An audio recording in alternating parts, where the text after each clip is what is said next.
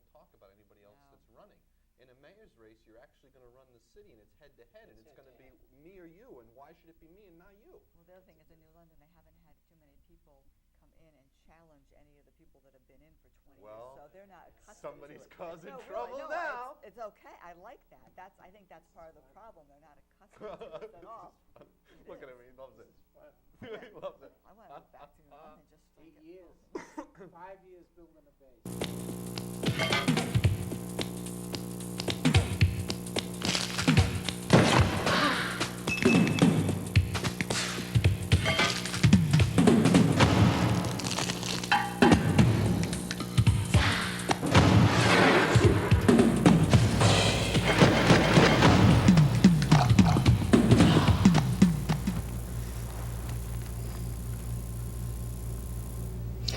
Good evening. This is Street Talk, and I'm Father Russ Carmichael. Good to have all you viewers with me again. And tonight, Bonnie's back with me from vacation. So welcome. My hostess is here. Tambria again is out taking care of kids. So we haven't seen Tambria for a while, but I'm sure she's home watching. Tonight, I got a good show. Those of you who've seen on the, already know on the internet and Facebook and Street Talk's internet stuff, we're going to have a tussle with Daryl Finizio2. All right. I should have brought my gloves. I'm ready to go. Man who's running for mayor. That's right. Okay, well, actually, Daryl, this is the second time I've had you on the show. Yes, on the show itself, On the show itself, and my guys have been out filming you, and we've done some interviews, as I will the other candidates. We'll keep those that we feel are legitimately running, we'll interview and go after. Father just doesn't want to waste all his viewers' times, and I'm sorry some people feel that maybe I don't do the right thing. I don't suppose you have anybody in mind. but the candidates, we give candidates a chance to come on if they want to face me, and if they can't face me, and right away I'm gonna. First I want to talk about this little booklet. Who's this new guy? Well, I know who the new guy, and what will he do for New London? This just went out. This is one of your campaign pieces. Probably in 1,000 mailboxes today. And it's kind of a synopsis of your huger platform. Am I right? Yep. So maybe you want to talk about that a little bit, and then Sure. I'm going to go and attack it. Yeah, well, great. That sounds good. Well, we did put this out. When we announced, we put out a full 40-page platform for the people who really wanted the meat of, what are you going to do with specifics. Right. And anyone who wants to see that can go to our website, finizioformayor.com, download the whole thing. It's there in English and in Spanish. But we also sent out the mailer, which has, and I'll hold it up so people can see, bullet points on the plan, only 3 pages, saying, here it is in synopsis, simple language. It's easy. Very concise. And then a bio on me showing, okay, what have I done with some pictures and stuff to prove that, I really did it. Gee whiz. And, you went to school. All right. I went to school. I worked in a few places. I got in a lot of trouble because I said something. I said something to one of my Republican friends about education, and the chair of the Republican town committee told me education doesn't matter. I saw that. I saw said, that. You gotta be kidding me. I saw that on the site. Well, I think that's why I'm glad that this is here. And I think it's what you need is the both. You need someone who's got some training, but also some experience. I want both, too. And I don't mean that education is the wherewithal or anything else. Right. Anybody who knows me knows that your personal experience and your life experience has much to do, but education is seriously important. And to put it like it's a nothing thing is a serious mistake. Well, isn't it also, in the city of New London in particular, where so few kids have on their radar screen the thought of going to college. Scary. Don't you want to encourage people to say, look, if you go to college, you can do these other things, you can do these big jobs, you can advance yourself. That's a good message to send people, to tell someone, oh, education just doesn't matter. I think that's the wrong message to send people who already in New London aren't thinking about higher education when they should be, because it's the best path to a better life, is to Absolutely, get an there's no education. doubt about it. With education, you can do almost anything you want, or try to do almost Right. anything you Well, want. well, education was my first thing on my agenda for. It is, okay. For All right. Daryl tonight. Now you're talking about, I understand you were out talking, and you talked about floating a bond for Yep. the school. And of course, I'm opposed to floating a bond because I think the schools have failed here, are in serious trouble. We have the ADA problem and stuff like that. So for me, why at this time would we float a bond? Well, if we don't, we are going to lose those 88 funds. And losing those funds would absolutely cripple the system. I mean, as you know, this year, the system was level funded. The facilities problem, because of ADA noncompliance, could lose over $7 million. Yeah, almost 8 mil. I mean, that's huge. And a system that's already failing, a lot of students will now fail everybody. And it's something we have to do. I just don't see how we get around doing it, because the money to do the facilities upgrades that would be necessary is too much money to come up with in a regular budget. The only way to do it is through bonding, but our bond availability right now is pretty broad. We have Ocean Beach bonds being paid off in the next couple of years, so we have the ability to do it fairly simply, fix this problem, and move on. And the people who've been in there haven't fixed it. No, they haven't, and they didn't do anything. 20 years of ADA, several times halfway through ADA, they mandated, the government said, do this, fix this. Nobody did nothing here. And they could have got money. There was all kinds of grants out there and money that they could have got from the feds, and they let it go by.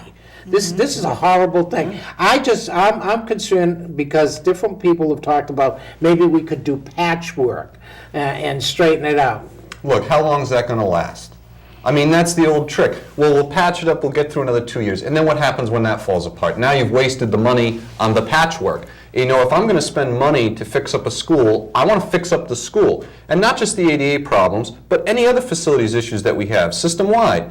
Because one thing I learned, one of the first things I ever did when I was 16 years old, and I talk about that in my little pamphlet, is I was campaigning for bonds because our facilities in my hometown were in trouble. And look at this, I've never, ever had this problem. I've never had this problem. Why have I never had that? I've never had that happen, ever. We'll start taking bets before the show on whose phone is going to go off every time. Well, but I'll tell you, the first thing I started doing was campaigning for bonds. And what I learned is that if you ask the public for 3 bonds in a row, because you don't want to come out and ask for it all at once, because oh, that number's too high. The first one will pass and the next one's failed. You know, you're better off saying, look, we're going to make a full assessment of what we need to do, which they're doing right now. Right. And when we know it, we're going to do it. We're going to do it right. We're going to do it quality. We're going to get it all done at once. We're going to ask once. Because I think if you do that, people will say, okay, we're going to fix the problem and you're asking me once. If you go back piecemeal, you do patchwork, people say, because when the patchwork falls apart in 2 years, then you go for the bond and they say, well, I thought you fixed that up. And Okay. No, I think it's Doesn't actually, work. you get more respect that way, because it looks like you're putting it all up front, what you need, what you want, why you need it, all in a very concise, real Well, that's why I manner. wanted clarification on that issue and stuff. There was one other thing. As the mayor, okay, in the school, so you can go for the building stuff. Facilities, but The you can't facility. go for the programming. That's right. I want to make sure you can't do anything about programming. right? no, you No. can't hire fire people in that Or department. anything else Nothing. like That's that. all Board of So it's Education. all about, you can Yep. fool around with the building. You can fix up the facilities, but you can also be an advocate, because you are Right. going to be a non-voting member of the Board of Education, and you're going to be the mayor, you're going to be the head of state of the city. Right. So it's, you know, something where I've mentioned a lot of different things. You know, you brought your cameras to my education Right. forum, and I talked a lot about different reforms that I think would be good in the system. But I want to make very clear to voters that these are things I will push for, but it's not something I can. That you Can't do run- it, can't you can do regulate myself. regulate Right, right. yourself. No. So you can carry a big stick and use a bully pulpit. That's right. Okay. Well, I also see here, just a question, because it's reduced administrative costs by consolidating school and city staff. Could you expand on that, explain that? Absolutely. There is a plan, a member of the Board of Ed, Bill Morse, has been putting it forward to consolidate city and school financial departments. This is something that we actually did in the town of Westerly, and that I voted for in the past, so I have a track record on actually doing this. Doing it, okay. And it works. I mean, there's no real reason to keep separate books and to have separate purchasing agents and all this kind of thing unless you're hiding the ball. Okay. And by putting it all in one place, it makes it far more transparent, it eliminates some duplication, and it saves money. So it creates more efficient government, and it creates more affordable government, and why we wouldn't want to do that, I have no idea. I mean, I think that that's a pretty good idea, and a lot of other districts are moving in that direction. Well, that's logical. I didn't understand it when I saw it here, but I'm glad you explained it, because it does make sense. Sure, and it is a Yeah. proposal that's been advanced Right. by the current council and board, so Yep. it is moving forward. It hasn't. I have heard it, but I hadn't really understood it before, honestly. Okay. Oh, we got callers already. Good evening, you're on Street Talk with Father Russ and his guest. Hi, I have a question. I didn't hear it because I wasn't in the room, but someone stated that the chairman of the Republican Party does not support education. No, I said, that was me, Bill Vogel. Oh, Okay, Bill Vogel, that's not what I said. Bill Vogel told me directly when I was talking about the candidates running that education, a person's education is important, and Bill Vogel said education was not important, to me, directly, in front of several people, so. Now, that's regarding the person's education for the people running for the running, running yeah, for we the were talking candidates. about running Yeah. for, well, as a Republican that is on the Board of Education, yeah. I believe it's very important. Oh, I do too, Yeah. I was shocked. We are working very hard to combine services and do things that boards have not done before. I was extremely shocked at the comment by Bill, I absolutely shocked. have a feeling maybe he might have misheard you, or No, I wouldn't have said it if he didn't because he's mishear me. working so hard trying to get us candidates. Well, I know it, and that should have, well, maybe he's talking about There's also the the heat education of of his candidate. there's also the heat of a campaign, and if, someone's looking to criticize one of the candidates, they'll criticize any which way they can in the heat of the moment. I'd like to at least give them the benefit of the doubt there, Well, as someone that was recruited by him, I too would like to give him the benefit of the doubt because I know we're trying to put a slate together of people that really care about the children and the taxpayers, not so much about the board of the employees or the superintendent. Yeah, well, and again, I don't want to get off on that comment. I'll Yeah. do that on another show. But yeah, I respect Bill, and there was a comment, and There it is. there it is. Well, that's what happens. Okay. All right, Bye-bye. thank you. Thank you. Bye. God bless. Oh, yeah. There we go for education. All right. My second thing, you clarified my understanding of the bond, why you want to do it and why you want to do it in that Okay. way, and so I'm good at that. My next thing is public safety, okay? Adding more police to the force, I think is not a good thing. In fact, my statement when I was writing to you, I said it's a joke, right? No more police officers until these folks are properly trained and realize they work for us. I think we've had several incidences that the police need to know they work for the citizens of this community, and that's my belief. I think we should hire with a mandatory 5-year contract, where we've had police come in, get trained here, we train them in this city, and then they leave for state police and other situations. So basically, that's where. Good point. Well, when I came out on January 2nd with my initial platform, I said that as I went along through the campaign, we're holding these public forums, we're getting input from people, circumstances change, data comes available. And I said by the end of the campaign, we would turn what I called a vision for New London into our vision, because I expected that things would add on. In my initial proposal, I did not propose more police, because I saw most of the concern is exactly that. Reforms within the department, reforms within how we do policing, modernizing policing, using a lot of the methods that the new High-tech. chief, has been pushing. I support her. I support a lot of this new beat patrols that she's got going. I think that's excellent. I proposed increased use of surveillance cameras, high-tech, CompStat, triangulation, all this stuff that we've talked about. But when the manager's report came out and the initial budget proposal and the chief's report as well, both asking for initially additional 12 officers, I was pretty surprised by that. I thought that was very high. So I went and looked at our patrol strength, not just in terms of the size of our community, but also in relation to the amount of work they do, the amount of arrests, and so on and so forth. And I do believe that patrol strength is slightly lower. And it's very low in one area, school resource officers. We have one school resource officer for 1,500 students. I believe we should have 2 more, 1 for every 500.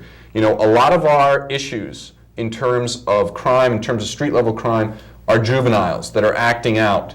And having a good resource officer who builds a rapport with them in the schools with specific training for that job, not just a routine patrol officer, but someone specifically trained to do school resource work, that the addition of those 2 people would be such a boon to public safety.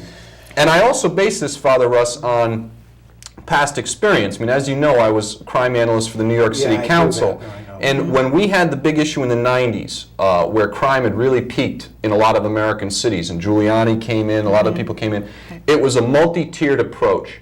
And one of the approaches was the federal crime bill, which helped add more police on the street and on the beat. That was Joe Biden, that was Bill Clinton, and it worked. It was part of the puzzle. And when I look at our patrol strength, I think a couple of positions would be a good step forward. I think the school resource officers would be a very good step forward.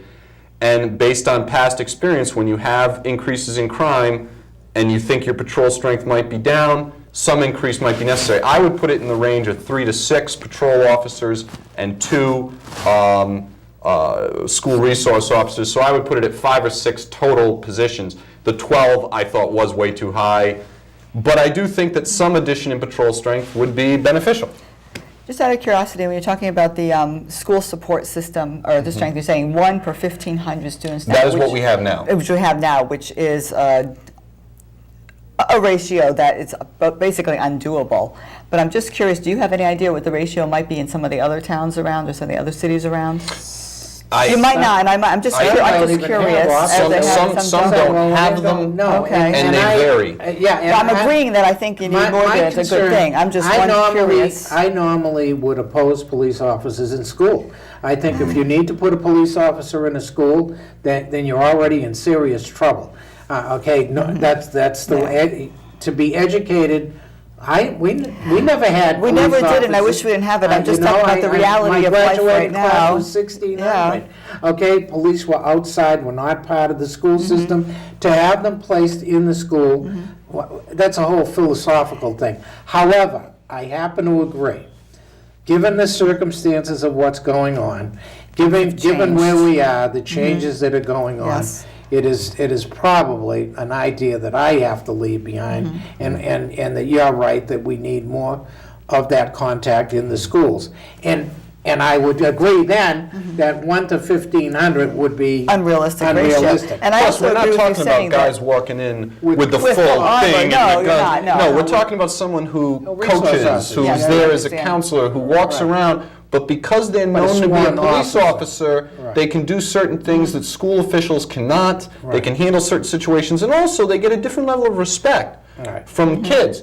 Because one of the big changes in society, is we have a lot more problems with parenting. Right. And family structure. Right. And a lot of these Right. kids, what they need is someone who's a role model. That good coach or that good mentor or that good resource officer or that good teacher is the world to these kids. That's all they've got. Well, role models are prime, but I also think structure is, and if they have somebody that's serving both that they might feel uncomfortable going to with a delicate problem that's not the principal, the teacher, the coach. Oh, yeah, Sometimes they you got might it find good. that too. What's There's his, more options. They have the Yeah. police officer, God, I can't even think of his name. Anthony Nolan? Yeah, Anthony He Nolan. does excellent Officer work. Nolan. Great work, He does He yeah. does excellent work. fabulous work. Yeah. He's And the organizing a kids love trip him. right now, Yeah, and I raising mean, money for it. yeah, they- So it's not Fantastic. just being like a military presence. They have- right, no, Their no. role is much more expansive His than is, that. his is a good Yeah. role, and I know the work he's done and he's doing and everything else like that. And So I that's think- what we're talking That's about. what I'm talking about. I about, think we yeah. need more Anthony Nolans in London. That's what I think we Oh, need. I really do too. I think we need. And I agree with you, it's a shame that our school systems have gotten to a point that we have to have that kind of